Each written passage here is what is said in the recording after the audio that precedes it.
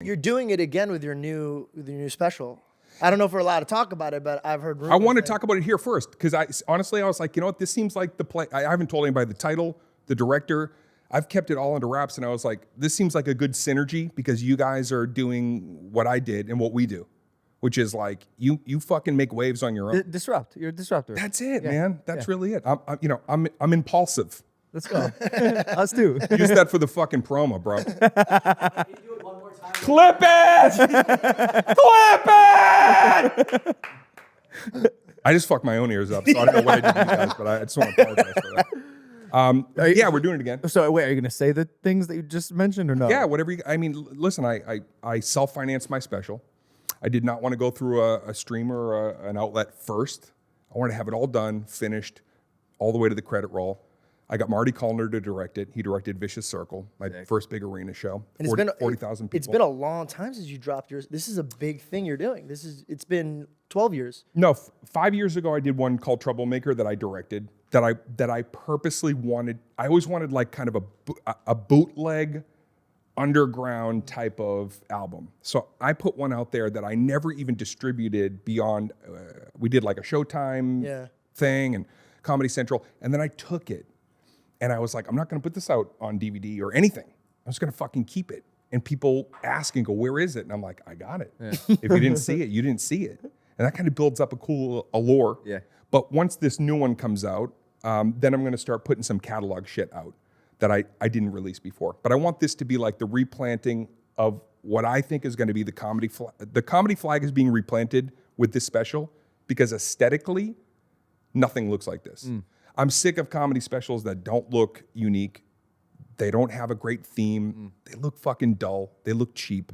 And it cheapens the performer. And I have friends that have specials out there right now. I'm like, why? Why? Just be patient, man. You got the fans. Make it great. Yeah. Don't let these fucking people come in and set you up to be okay. You know what I mean? So we shot something that I think is, I'll show you a piece of it after we're done. I got it on my phone. If you want to see a little piece, man. I'd love to see. What's the distribution angle for it? Well, right now what I'm going to do is we're meeting with buyers, streamers and all that. But I love what Andrew Schultz, I don't know, like if you saw the news today, dude, he just did it himself. Yeah. He made more, I think, than what he would have probably had. His fans are happier with the way he's putting it. Do we know the numbers? I've been so curious to see how his self-release would go. I saw the thing today and it said he made like his $1 million or whatever back that he, like within a week. He bought it back from Amazon. Well, yeah.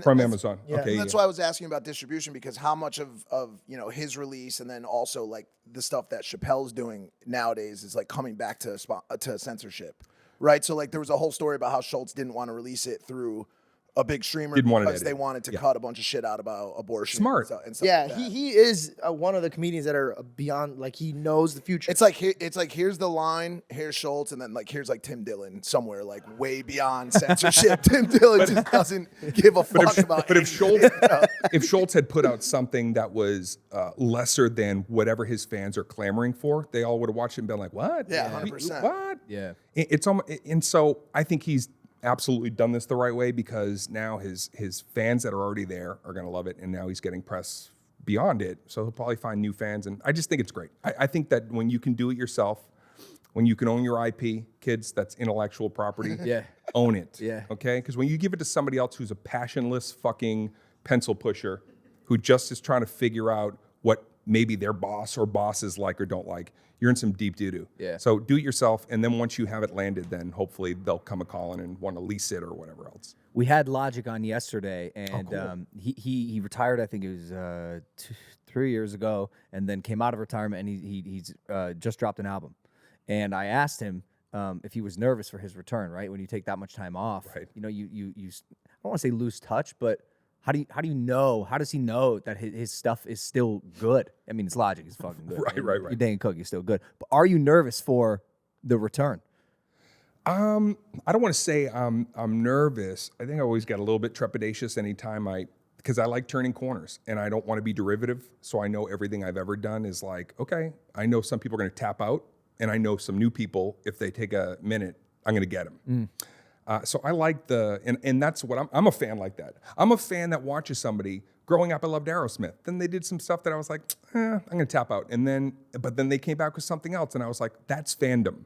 I have to accept that that's fandom. You can. I had fans that saw me in college, grew apart from me, and now they're at their show with my kid that watched Employee of the Month. So now generationally, I got a couple people that are like, "Hey man, I like that I'm growing up with a generation of comedy fans. I'm 50 now. I've grown up from when I started at 19 with my generation of comedy fans, and they brought their kids. So now I've got that generation of comedy fans. So I'm not nervous, but I'm excited. I'm anxious. Yep. I'm ready to go, man. Sick.